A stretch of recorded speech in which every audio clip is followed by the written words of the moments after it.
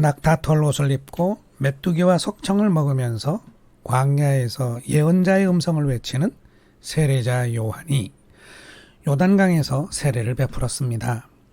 거기에는 경건한 유대인들이 많이 왔을 것인데 그 외에도 바리새인들과 사두개인들이 찾아왔습니다.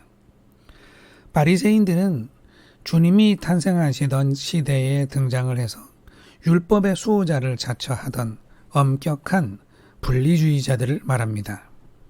그리고 사두개인들은 제사장 그룹인데요. 성전에서 일을 보며 제사를 주관하는 전통적인 성직자 계층입니다. 당대의 종교 지도자들이 세례 요한을 찾아온 이유가 세례 요한의 동향을 살펴가지고 이 사람이 유대 종교적인 문제가 있는지 없는지 확인을 하려고 왔을 수도 있습니다. 근데 이들을 향해 요한이 뭐라고 하냐면요. 누가 너희에게 임박한 진노를 피하라 하더냐 하고 외쳤다고 합니다. 그러니 이 사람들도 다른 사람들과 함께 요한이 베푸는 회개의 세례를 받으려고 왔다는 것을 짐작할 수 있죠. 그런데 요한은 이 바리새인과 사두개인들에게 독사의 자식들이라고 외칩니다. 독사는 독을 품고 사람과 다른 동물에게 치명적인 해를 끼치는 동물입니다. 그런데 사람을 향해 독사의 자식들이라고 하면 그 사람들이 외견상으로는 다른 사람들과 같은 사람들이지만 속에는 위험한 독을 품고 있구나 하는 것을 의미하는 거죠. 세례자 요한은 이 바리새인들과 사두개인들에게서 무엇을 보았기에 독사의 자식들이라고 비난하는 것일까요? 요한은 말합니다. 속으로 아브라함이 우리 조상이라고 생각하지 말라. 이 생각이 사람을 해치는 독이라는 것입니다. 그러면 이것이 왜 독이 되는가? 요한의 계속된 설교에서 발견할 수 있습니다. 아브라함이 누굽니까?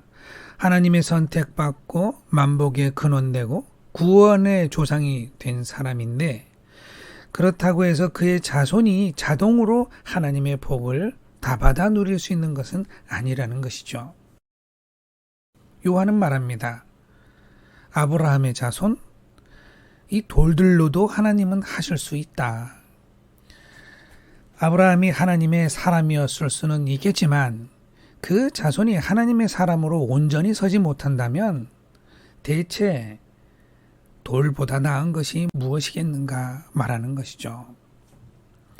오히려 헛된 그런 자만심이 진정한 구원의 길을 찾지 못하게 하고 멸망에 빠지게 된다면 그런 생각, 사람을 해치는 독이 아니겠느냐 하는 말입니다.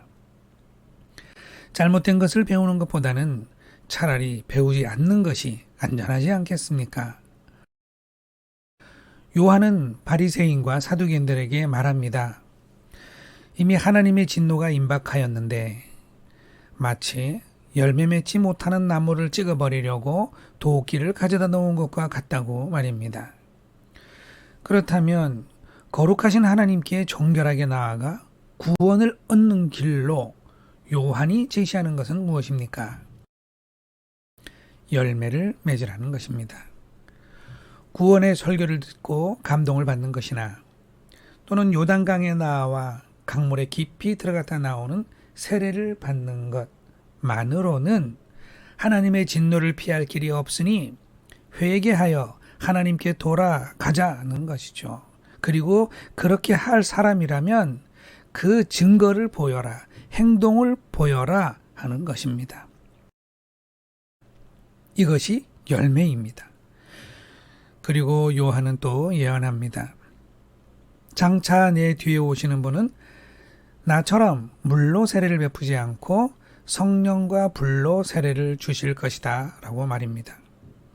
구원받는 백성은 성령의 세례로 복 주시고 심판받을 백성은 불 세례로 태워 없애버리신다는 것입니다.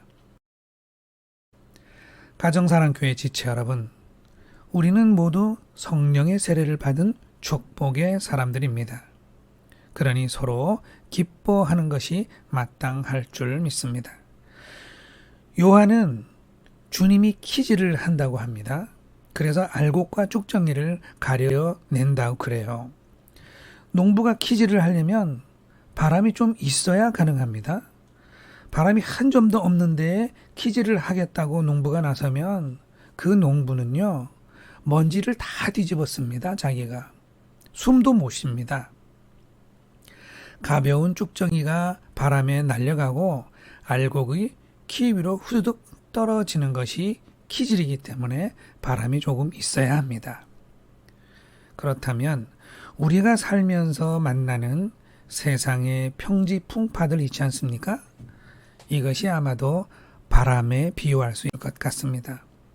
그 바람이 불 때 쭉정이처럼 속절없이 날려버리지 않고 알곡처럼 하나님의 곳간에 들기 위해서는 우리가 어떤 바람 같은 상황이 올 때 배에 힘주고 든든한 마음을 가지고 하나님의 자녀된 본분을 온전히 지켜 나가야 하겠습니다.